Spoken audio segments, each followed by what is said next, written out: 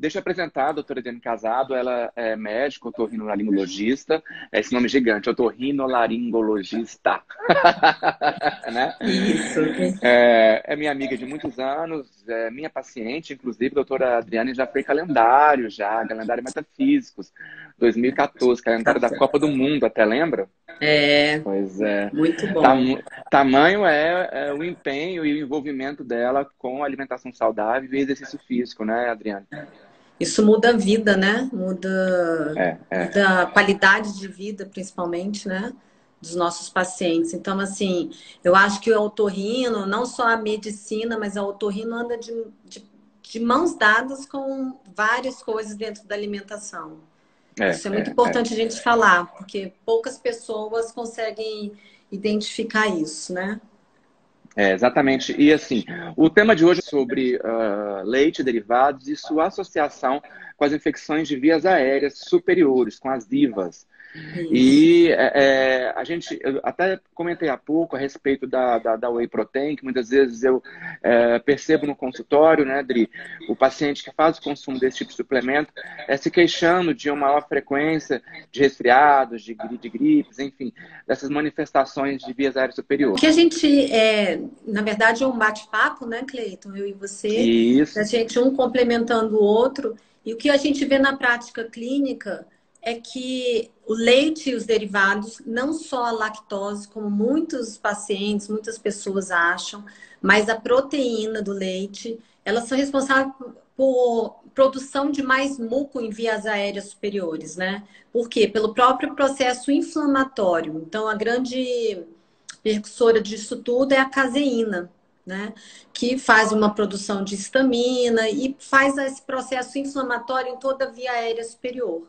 Lembrando que ela pode ser responsável pelas IVAs de repetição, são aqueles exato. pacientes que vão ao consultório por várias vezes, por meses a fio, e está sempre com fala muito do catarro, né? Que é a secreção Isso, posterior, coriza, o próprio refluxo, que a gente até comentou outro dia, que eles reclamam muito, que é aquela secreção mesmo posterior, aquela dor na garganta, né?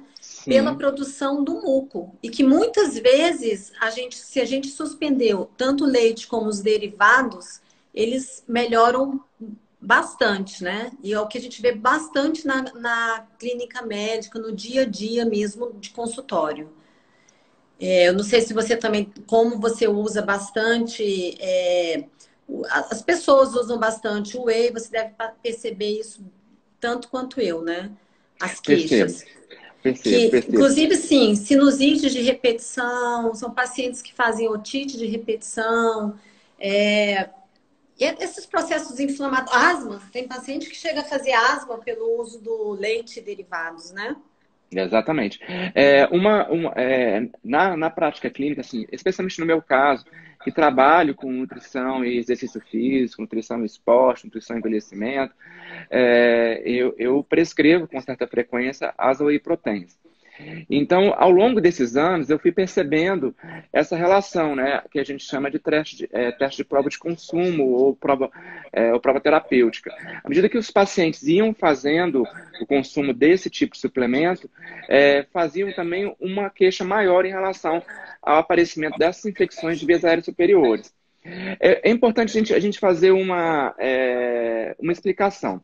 A diferença entre a lactose e as proteínas do soro do leite. Então, a gente tem essas infecções de vias aéreas superiores, elas estão muito relacionadas à proteína do soro do leite. A lactose, pessoal, é o açúcar da composição do leite e dos seus derivados.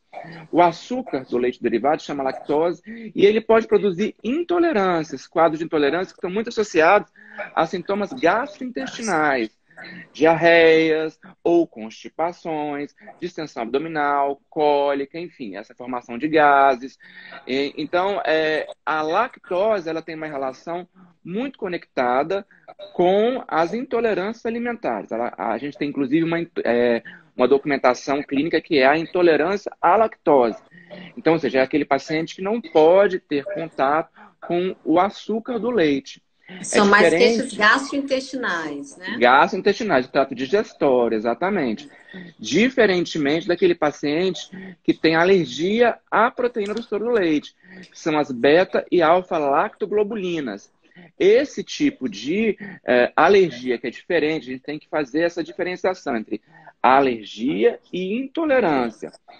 As alergias, elas estão associadas justamente a esse quadro do sistema imune, que ele tem uma reação exuberante a determinada substância. É como se o corpo estivesse querendo te proteger de determinada substância. Aí ele tem uma reação exacerbada. E aí, em razão disso, ele pode produzir, sim, manifestações de vias aéreas superiores, respiratórias, cutâneas, e em situações mais graves, até mesmo um choque anafilático. Então, é importante a gente entender que existe uma diferença essencial entre intolerância à lactose e alergia à proteína do soro do leite.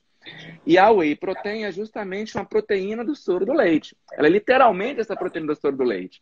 E ela é potencialmente uma produtora desses quadros de alergia, né? E, sobretudo, como repercussão das infecções de vias aéreas superiores. Eu acho que depois poder explicar, né, doutora Adriana? Se você quiser Isso. complementar. E quando a gente fala também em tirar o leite, né? Lembrar que não é só o leite, mas o leite e os derivados. Uma manteiga Isso. tem leite, um bolo tem leite, queijo, pão de queijo. Porque às vezes o paciente ele tira o leite, mas eu não uso o leite, mas usa muito os derivados, e aí os Isso. derivados também provocam esse processo inflamatório, né? Maior produção de muco. E assim, vale a gente frisar isso mesmo, porque, por exemplo, o pão de queijo vai ter leite. O bolo, né, esses bolos caseiros, ele vai ter leite, né? O brigadeiro de colher, ele vai ter leite. Então, a gente, muitas vezes, quando a gente fala para o paciente, você tem que cortar o consumo do leite. Aí a pessoa, ela pensa, ela entende que é só para não tomar o leite. Não é exatamente isso. É o leite e os seus derivados, naturalmente. Doutora Adriana, assim, a gente inclusive tem na literatura, especialmente na pediatria, né, relatos de caso, inclusive de pneumonias recidivantes, como você bem colocou, de bronquite, de asma. E esse quadro ele pode ser extrapolado também para adultos, não é mesmo? Sim, é porque os estudos, a gente vê mais estudos e mais artigos direcionados à infância, né? Principalmente aquelas crianças que saem do aleitamento materno e começam a introdução do leite. Mas não é somente na infância, isso é muito visto no adulto. Então, por mais que ele não tenha sido uma criança alérgico, ele se tornou com essa produção de muco pelo uso do leite e derivados. Então, assim, a gente consegue ver estudos mais relacionados à criança, mas a gente vê na prática clínica que isso acontece bem nos adultos. E é Exatamente. bastante.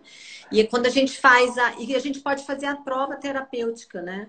Que a gente pede para o paciente tirar durante aí uns 3, 4 meses, e depois a gente vai reintroduzir. Isso é visível como eles realmente têm melhora, né? E depois de É. reintroduzir, volta as IVAs, volta os processos inflamatórios de repetição.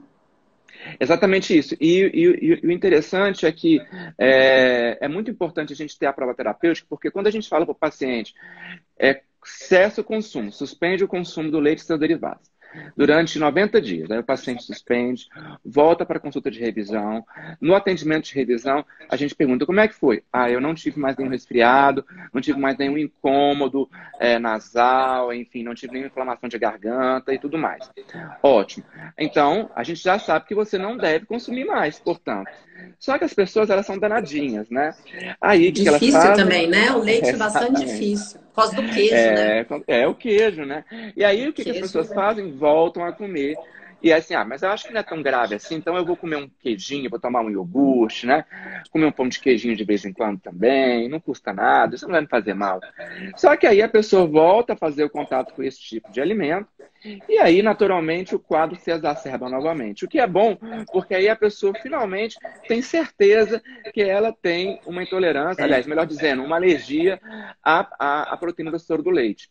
Então, é importante a gente dizer, tem pacientes que têm alergia à proteína do leite. E tem pacientes que têm intolerância à lactose, que é o açúcar do leite. Doutora Adriane, eu queria também que você comentasse com a gente quais são as manifestações clínicas mais frequentes que estão associadas a esse quadro. Ó, a coriza é bem frequente e a congestão nasal. A congestão é uma queixa que realmente o paciente vive congestionado e com essa secreção que eu falo, uma secreção posterior. Eles reclamam, principalmente quando deita, né? Parece que está sempre engolindo alguma coisa. E aí são pacientes que acabam fazendo a sinusite de repetição. Então, eles começam com esse quadro que acaba evoluindo para uma sinusite. E isso começa com uma vez ao ano, daqui a pouco 2 vezes, 3 vezes, e quando você vê, o paciente está todo mês dentro do seu consultório com as mesmas queixas. Né? A gente melhora, mas ele está consumindo aquilo, e aí você começa a se perguntar onde está o problema? Então vamos começar a pensar na alimentação, porque não adianta você só dar medicação.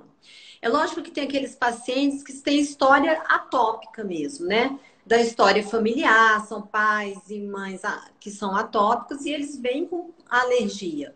Mas existem as pessoas que não tiveram alergia na infância, não têm história de alergia e continuam fazendo essa alergia ao leite, né? Essa produção exagerada de muco. Então, isso. E um outro menos frequente, não menos frequente, mas que as pessoas percebem menos, é o refluxo, que é um ótimo, refluxo laríngeo.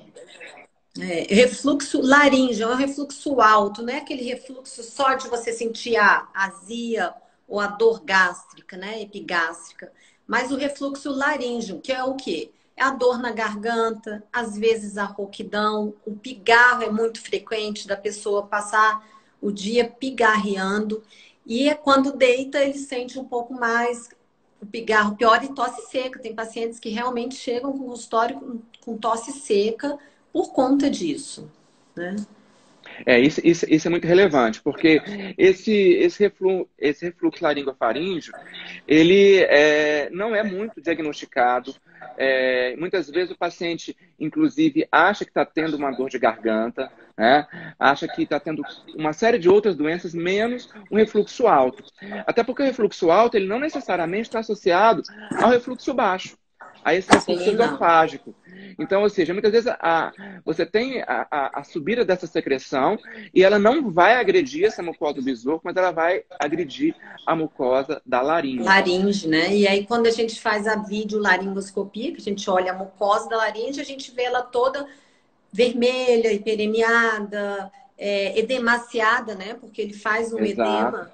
E aí a pessoa chega a ter até a gente tem, às vezes, lesões em prega vocal por conta de refluxo laríngeo. Com alteração de padrão de voz, inclusive, né? Sim, alteração de padrão de voz. Então, é uma coisa assim que passa muito desapercebida, porque é aquele paciente que vai muito no consultório ou no pronto-socorro de clínica médica queixando de dor de garganta. Tô com dor de garganta. O clínico olha a orofaringe, a faringe está normal. Mas ele continua. Doutor, todo mês eu tenho dor de garganta. E você vai ver, não é bacteriana, entendeu? É um refluxo que queima mesmo a laringe, dando a dor de garganta. Às vezes até ulcera, né? Faz uma lesão ulcerada, né? Sim, faz. E o desconforto é muito grande. É como se tivesse uma ponta de cigarro queimando a sua laringe. É muito característico. Por isso que confundem, né, Adri, com uma dor de garganta. Não, e tem paciente que chega a pensar assim, não, é como se tivesse alguma coisa apertando, sufocando. Ele acorda sufocado muitas vezes. Ele acorda com aquele refluxo sufocado. Então, um dos fatores é realmente a produção de muco, às vezes pelo leite e derivados, né? Eu quero agradecer a todos. Muito obrigado, viu, Dri? Muito obrigado a vocês por mais uma vez nos seguirem. Obrigada, irmã. Beijo. Beijo obrigada, a todos. Claudinha e Daniel. Beijo. Beijo, tchau, tchau. amigo. Tchau. Tchau, beijo, meu amigo. Obrigadão. Beijo.